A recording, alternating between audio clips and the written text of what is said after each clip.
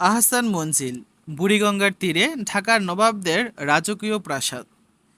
ঢাকার কুমারটুলিতে বুড়িগঙ্গা নদীর উত্তর তীরে অবস্থিত আহসান মঞ্জিল ঢাকার নবাবদের আবাসিক প্রাসাদ এবং ঢাকার আধুনিক ইতিহাসের এক অত্যন্ত গুরুত্বপূর্ণ রাজনৈতিক কেন্দ্র।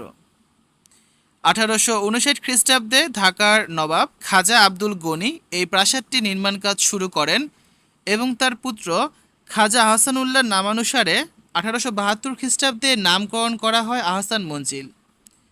1888 সালের প্রবল ঘূর্ণিঝড়ে প্রাসাদটি মারাত্মকভাবে ক্ষতিগ্রস্ত হলে পরবর্তীতে পুনর্নির্মাণের সময় এর সাথে বর্তমানের বিখ্যাত ও সুউচ্চ গম্বুজটি যুক্ত করা হয়।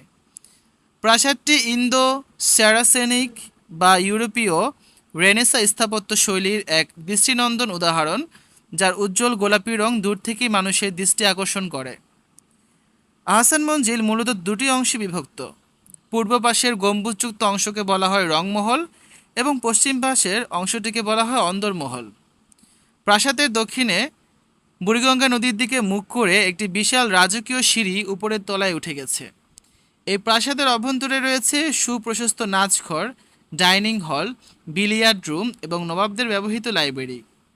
বিংশ শতাব্দীর শুরুতে নিখিল ভারত মুসলিম লীগ 1906 সালে প্রতিষ্ঠার পেছনে এই প্রাসাদে অনুষ্ঠিত বৈঠকগুলো অত্যন্ত গুরুত্বপূর্ণ ভূমিকা পালন করেছিল। বর্তমানে এই ঐতিহাসিক প্রাসাদটিকে একটি আধুনিক জাতীয় জাদুঘরে রূপান্তর করা হয়েছে, যেখানে 23টি কক্ষে নবাব আমলের আসবাবপত্র, বড় বড় আয়না, ঝাড়বাতি, ঢাল তলোয়ার এবং নবাবদের ব্যবহৃত তৈজসপত্র প্রদর্শন করা হচ্ছে।